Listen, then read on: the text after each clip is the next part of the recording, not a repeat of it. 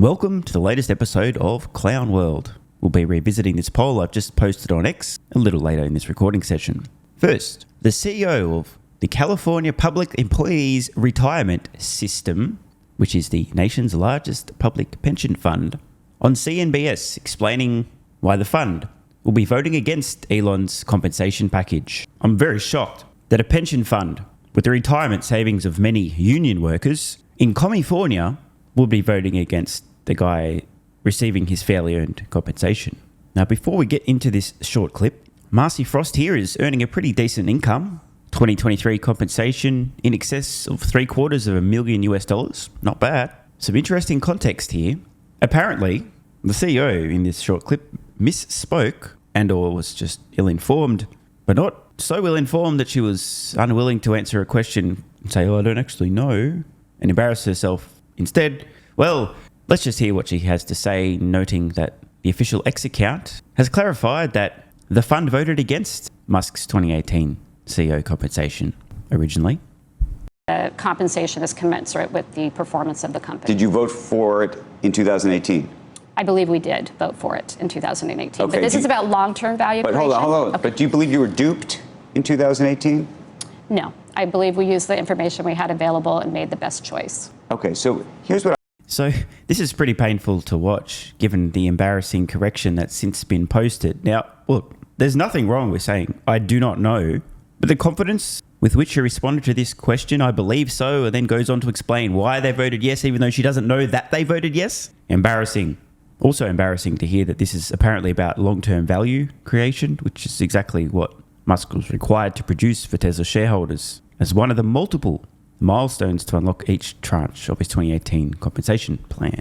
What I find so interesting about this particular choice, 73%, I believe, of the shareholders voted in favor of in 2018. A judge has said that shareholders were not informed properly. Right. If you talk to most shareholders, by the way, especially big shareholders, they say we were not duped. We understood completely what we were doing. Correct. Everyone understood. This is not a judge. This is an activist pretending to be a judge. An incredible, brazen form of corruption right out in the open. It's insane.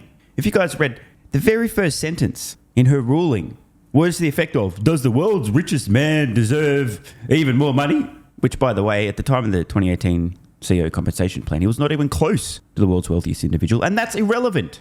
This makes about as much sense as a brain-dead, basement-dwelling, low-status losers who complain about people who earn more income, who already have plenty of wealth, assets, whatever, for providing more value. Imagine a keynote speaker and you have one of these morons who goes, I can't believe they're charging tickets to go to this event when they're already a multimillionaire. What a greedy prick. How dare they charge? Listen, that's not how the world works. You add value, you're compensated. It's simple as that. Unless, of course, you're a communist, which, funnily enough, might explain a few things that happen in California. In which case, what you fairly earn, well, what's my fair share of what you earned?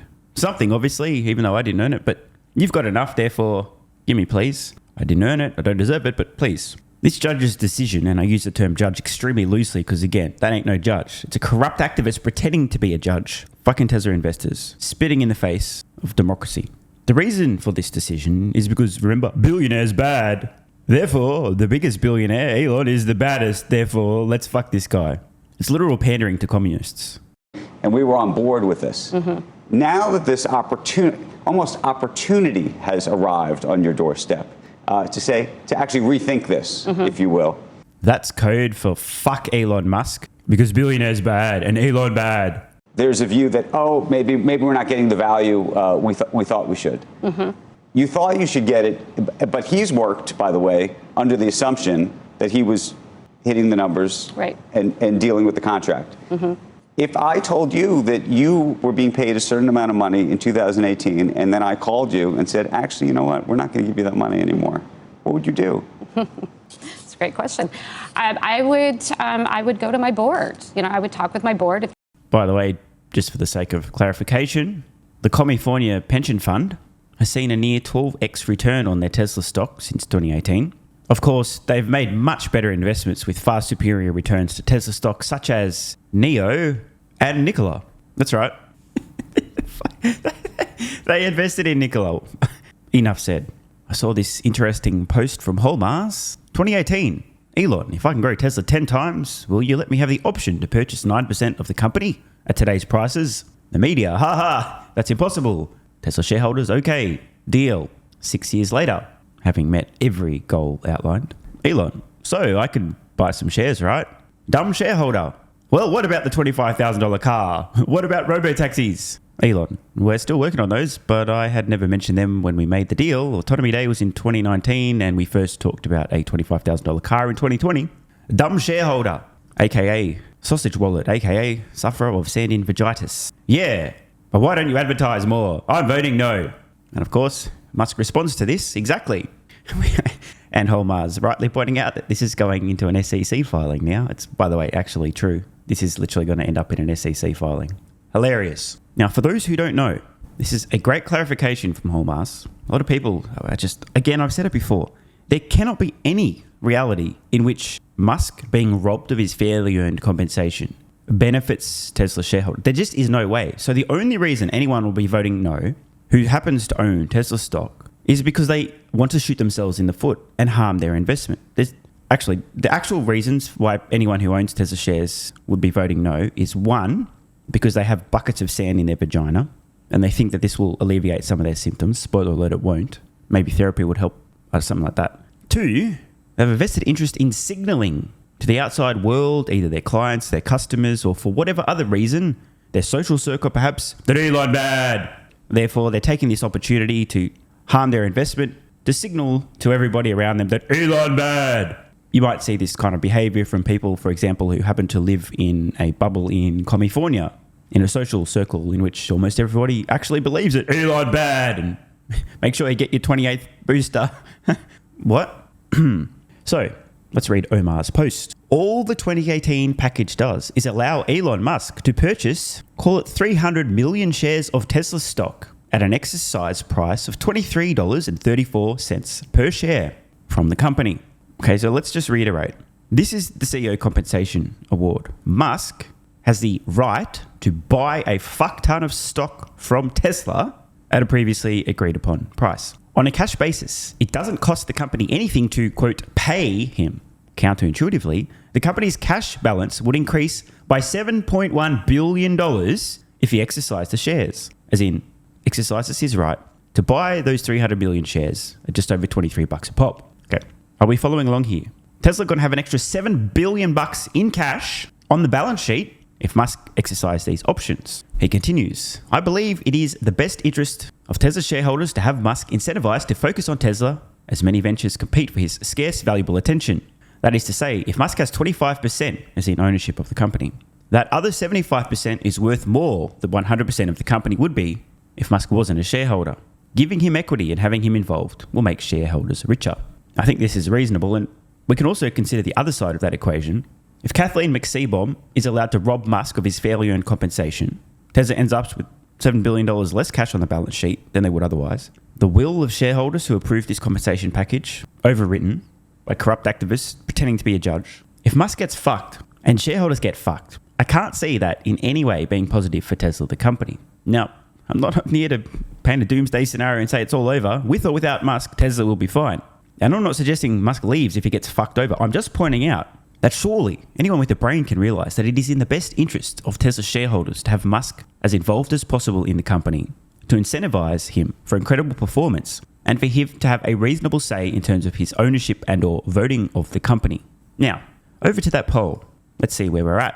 Early voting, the results so far, or what I asked simply was, will people, Tesla shareholders, approve both Musk's 2018 compensation, again, ratifying it, and the corporate move to Texas? 56% of respondents think that both will be approved.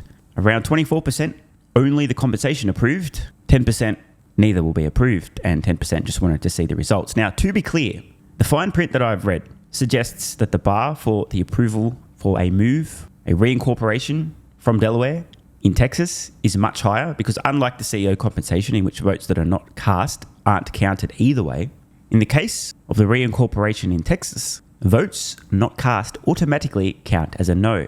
Now, back to this post from Holmars. Sawyer added that if Elon does get the stock options back, he has until 2028 to exercise them. So they don't need to be exercised instantly. He has until 2028. And importantly, once exercised, Elon is not allowed to sell those Tesla shares for 5 years. So just imagine that it's not until 2028 that he does exercise these, hypothetically. It wouldn't be until 2033 that he would be able to sell any of those shares. And even if he did exercise them instantly, he still has to hold them for additional 5 years. So he's incentivized to continue to grow Tesla, to add more value, continue to execute on projects. And now CNBC has some more discussion. Shareholders vote on Elon's pay package. Here's what's at stake. Tesla shareholders beginning to vote on the approval of Elon Musk's pay package. Proxy advisory firm Glass Lewis urging shareholders to reject the deal. Meanwhile, Elon Musk is offering tours of Tesla's Gigafactory in Texas to 15 shareholders. The latest effort to rally support for his pay. Joining us right now is Eric Talley, Columbia Law School professor. Good morning to you, Eric. Let's just start with the basic question. If you were voting, which way do you vote? Well, it turns out I have a position in Tesla, a very small one, and I'm inclined to vote against. The rationale for moving to Texas is a difficult one, in my view, since there's really just not much developed law there. This is an expensive experiment. From the standpoint of voting for the ratification of the pay package, is a complicated issue. But one of the big issues that Tesla's now confronting is that like much of the EV sector, it's sort of a melting ice cube, at least currently, with margins thinning, competition from China really heating up. Is this his bullet point list of why he's not voting to ratify the compensation from 2018, in which every single milestone necessary, including market cap, revenue and earnings, were all met? Is this what's happening right now? Am I going crazy? Is he trying to point to events today that are occurring as opposed to discussing whether or not the revenue growth, the earnings growth, and the market capitalization growth targets that were laid out were met? I'm so confused. I'm not really confused. This guy's just a fucking moron. A major political candidate saying that EVs are not in the future of U.S. policy, and so that would make me a little bit queasy as well. That clearly had an influence on Glass Lewis. What do you think the risk is? And I assume you must think it's not very high. That Elon Musk says, you know what? Thank you so much for playing, and good luck to you.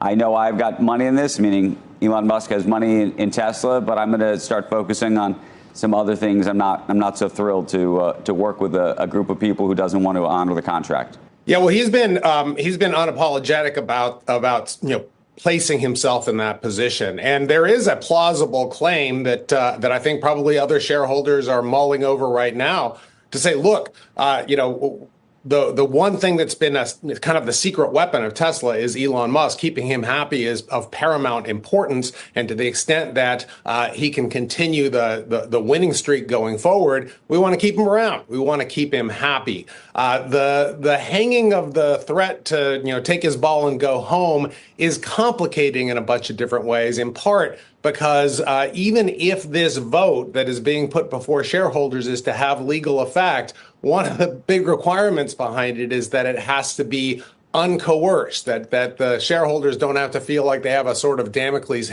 hanging over their head in voting to approve or to ratify the compensation. So you're of the view that even if it were to vote, there was an approval of the vote, that it would be overturned by this judge? I'm just saying that Mr. Musk should tread carefully here. If in fact what the move here is to try to get a shareholder vote coming forward, if successful, to essentially patch up some of the flaws that gave rise to the opinion earlier this year. Shareholder votes can actually carry a lot of sway in Delaware, but they got to be fully informed, and they can't be the byproduct of shareholders who happen to own stock in a company whose leader is Elon Bad, in which case, who fucking cares what shareholders want? Don't get me started on this again. Of coercion. And so the big move here is to try to make sure... I don't understand two pieces of what you just said. It don't make any sense to me. Holy shit. Andrew Sorkin about to cut this guy to bits. Bro, I owned Tesla back in 2018. It was an extremely clear, well-structured compensation plan, and it was also directly tied to shareholders' best interests. There were multiple milestones that needed to be met. For each tranche, there was a milestone for market capitalization, meaning direct value added for shareholders, plus, not just market cap, but plus revenue and or earnings growth targets. You need one market cap milestone and one revenue and or earnings target at each tranche for it to vest. This was clearly explained to shareholders. Roughly 3/4 of us voted in favour. I look forward to hearing Andrew's response here. I'm pretty sure that word coercion is going to come up. Right. One is the idea that there's fraud. So do you not feel fully informed at this point about this agreement? I feel completely informed. In fact, okay. I think that so may let's be one take of that the... off the table. So everybody's fully informed. Okay. This idea of coercion, this idea that an employee might not stay, you think is a form of coercion? Not entirely in that direction, but one of the other issues that Mr. Musk has raised is the possibility that he's going to take a project that had been touted as something inside Tesla, the initiative in AI, and take it elsewhere. Does that make my hand feel a little bit forced in voting? Yeah, it might. And so he's already done that. XAI just raised $6 billion. You're also fully informed, Eric. Dude, Andrew's taking this guy to task here. He's right. I am, and he certainly made that position clear, though we're still kind of in a state of flux as to what extent Mr. Musk is going to, So let's say you vote against him. Then what do you think happens? Well, it's unclear exactly which way things are going to go. If the vote goes against Mr. Musk, there is a reasonable chance that you want to vote against him. You just said that you want. You're doing this just as a political stance? What? Oh, no, he asked the question, are you doing this just because Elon bad? Look at the extreme overreaction. I'm going to rewind. Just watch this. Is this overcompensation? Because, I mean, this guy is a law professor at a university. Uh-oh, red flag alert already. Most in academia believe that Elon bad. And New York, Elon bad.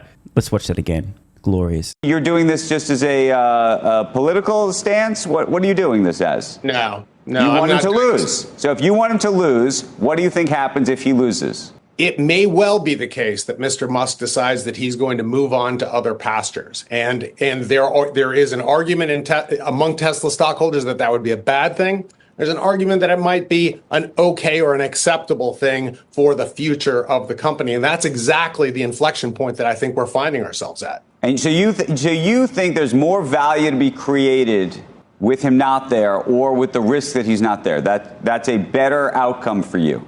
It is a super close call, in my view, Andrew, that this is not 2018. This is 2024. In fact, that's one of the big problems here, is that I think getting a stockholder vote to approve and ratify this pay package would have been much easier even a year ago than it is right now. Notice this little slime ball is unwilling to directly answer questions from Andrew. Earlier, he said he's going to vote no. Andrew presses him to why. Guy just squirms around and then dodges the question and then talks about how close. He's not willing to actually answer and back up his own reasoning why he suggested that he's voting no. Dude, this is 100,000% political. Eric here just wants to make sure that every one of his fellow professors at Columbia University, 99% of which believe that Elon bad, and are all quintuple vax no doubt as well, know that he's a good person because he's in the media explaining why he's personally voting no. I'm just kidding. I don't actually know why Eric would do this. It's definitely not politically motivated. And it's just a weird coincidence that he's unwilling to explain exactly why he personally is voting no. But he's willing to say that he's voting no. Isn't that interesting? Appears in CNBS, says voting no, but won't really explain why he personally is voting no. Do you feel it's fair? I know the word fair is sort of thrown around as a word. Do you think it's fair that this individual, signed a deal that appears? Look, bro, obviously the answer is no. It's not fair. Elon's getting fucked. There was a contractual agreement. Everything's approved, agreed upon. Then some dickhead in Delaware decides to rob the guy of his fairly earned compensation plan. The only possible answer here is it's obviously not fair. It's obviously unfair. Will our professor here, who possibly may in fact be in the media simply to explain to everybody at his university that Elon bad, please approve of me. Is he willing to just say, look, honestly, it's not fair. Musk thought he was getting paid. If he doesn't get paid, that's not fair. I mean, can we just all agree, whether or not you think Elon bad, doesn't matter what you think about the guy. We can all agree that it's not fair. Somebody has a performance award laid out. Here's all the milestones you need to meet. They're absurd. If you meet them, you get paid. Shareholders approve it. Everyone's happy. Tick, tick, tick. You meet the milestones. 5 years later, a judge goes, oh no, fuck you guys. Fuck your compensation. Fuck democracy. Fuck the votes of shareholders who overwhelmingly approve this. No compensation for you. Let's see if Professor here is going to be able to answer this question with a yes, it's unfair. Or we're going to see some mental gymnastics or question dodging. I just get the feeling here, this guy's given up a lot of his character in this very short clip. But a funny feeling we're not going to get a straight answer. Let's see. Is this fair or not, Professor? Here to be voted for, hit all the numbers, and is now in a situation where not only the judge is saying that she's overturning the contract, but that the shareholders are saying, actually, now that we know everything and we know you did everything, we know you did everything you said you were going to do, we don't really want to give you the money. Yeah, I think, quite frankly, Delaware tries to empower shareholders to make exactly that type of decision. And so from the standpoint of a shareholder who sort of... What do you fucking know? Question dodge initiated. Already, he's failed to answer the question as to whether or not this is fair. Now he's just talking about Delaware. Answer the fucking question. Oh, wait. That would involve potentially calling into question whether or not he truly believes that Elon bad. Sort of empowers people to renege on their deals? What are you talking about? No. I'm agreeing with you, Andrew. So let me get it out here. That in fact, I think Delaware basically is if anything, it is about trying to empower shareholders to say, look, we knew what we were doing, and we're going to do it again, and we would like to give Mr. Musk some compensation for services rendered. To the extent that stockholders of Tesla want to do that right now, and they do so on a fully informed and uncoerced basis, it's hard to justify, tying their hands and saying you're not allowed to do that. Now, there's a genuine debate as to whether that's a good idea or not. But if the balance of stockholders at Tesla decide, we want to make sure that Mr. Musk was fairly compensated for services previously rendered, and we want to be able to do so by expressing our opinion through our vote, it's going to be hard, in my view, for Delaware courts to say we're just going to disregard that expression of intent by stockholders. Right. Jesus fucking Christ, bro. Anyone would think this guy was a law professor with how indirectly he answered that. Oh, wait. Okay, that makes sense now. What the fuck, bro? How hard is it to say yes, it's unfair? This guy would have a career in politics for sure. So to wrap this one up, with 1,400 votes cast and still counting, the vast majority of Tesla investors and or people who don't own the stock who for some reason are responding to my poll believe that at the very least Musk's 2018 compensation will be ratified. When we adjust for the people who voted C results, approximately 90% expect that he will have his compensation ratified. Let's fucking hope so. The trouble is, if Tesla can't escape their abusive relationship from Delaware, this is unlikely to be the last time that a corrupt activist pretending to be a judge fucks Tesla, fucks Elon, and fucks democracy. Hope you've all voted. Want more content? Early access? Bunch of perks? Click the links in the pinned comment. AG1 is awesome. I've been taking it daily now for more than 3 years. It's a great way to fill in nutritional gaps. It's packed full of vitamins, minerals, and whole food source nutrients, plus has prebiotics, probiotics, and adaptogens to improve gut health, regularity, and help your body handle stress. I'm always looking for an edge to help me feel and perform my best, which is why I haven't missed a day of AG1 for more than 3 years. And I haven't missed a daily video in more than 3 years. Must be a coincidence, right? Just try it and see how you feel. Click the link in the pinned comment or head to drinkag1.com/SMR and get yourself a free 1-year supply of vitamin D3 plus K2 and 5 travel packs. But don't take my word for it. This is what viewers of the channel had to say after trying AG1. I feel like I have a lot more energy since I started on AG1. By the way, viewer, that makes 2 of us. On to the next. Just got my AG1 in the mail. Legit feeling the effects after day 3.